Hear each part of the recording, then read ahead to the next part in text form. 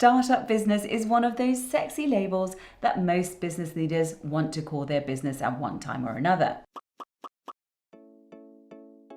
Saying that, I must have to admit I haven't always really understood what it is, and even if I qualify to be one. I've put this video together for you to get a better understanding of what a startup is, so you can confirm whether you fit in any of these categories and can then proudly call yourself one. Much to my initial surprise, startup does not simply mean a new or young business. By their nature, startups are companies designed to grow rapidly and scale upwards without geographic restrictions. As the term suggests, startup is not a permanent stage for any business, nor does it refer solely to companies in the tech space. It is a vital early stage of the business lifecycle and can refer to almost any industry. In general, startups tend to have a few employees and the potential for rapid growth. They offer products with a widespread appeal that do not exist yet or solve a problem better than the available options in the marketplace. The modern day popularity of startups has its roots in the dot-com boom of the late 1990s.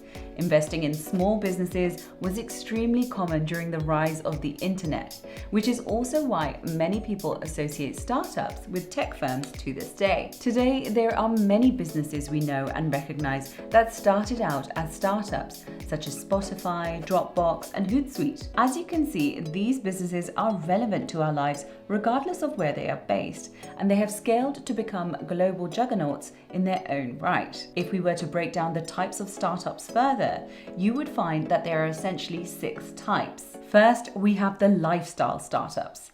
Lifestyle startups are companies that have emerged from the founder's interests and passions. This could be a cosmetics or a makeup company, or maybe even a travel company. This kind of startup allows the founder to participate in their favorite activities and hopefully make money doing so. A lot of influencer businesses start this way. Then we have the small business startups. A small business startup isn't usually created with the intention to scale in the future. When they are first started, the goal is sometimes something as simple as starting a business that will provide enough capital to be financially stable, but not necessarily to grow tremendously. An example of a small business startup could be a small grocery store or a salon or even a restaurant. This is where I think many business owners dream they fall. Next comes the scalable startups. A scalable startup is a growth-oriented company.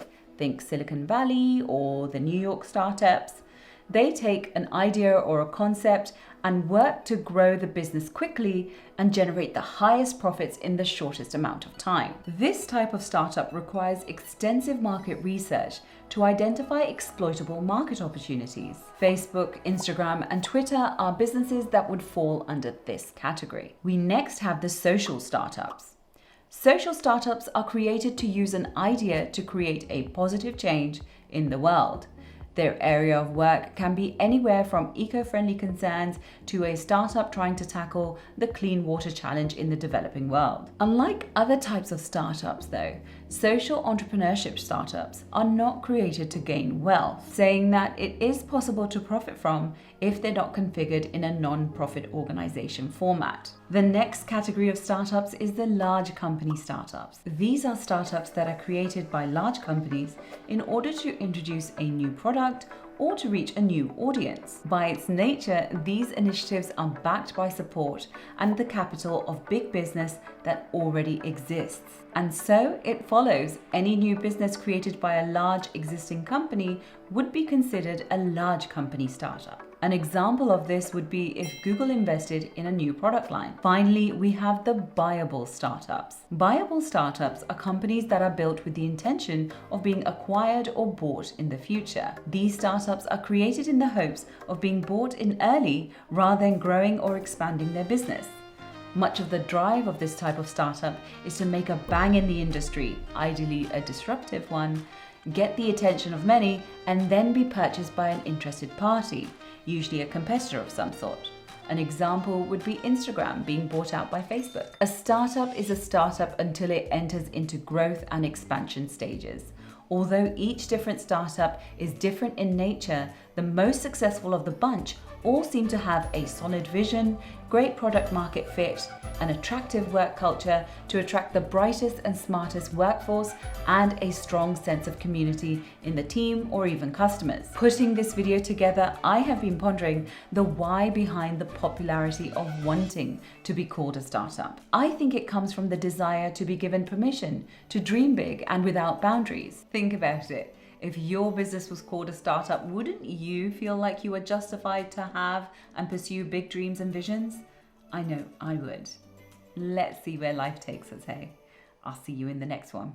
Hi, my name is Priyanka. If you like this content today, why not subscribe?